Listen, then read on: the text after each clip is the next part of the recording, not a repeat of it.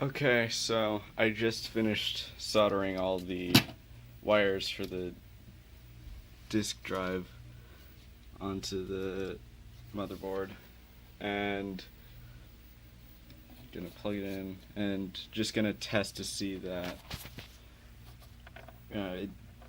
none of the things they're still working. It's not just killed itself. So praying. It's plugged into my TV right now, so praying. I think that means it's still working. Yep. Cool. So now I gotta solder the other side onto the disk drive. Gotta solder all these on there.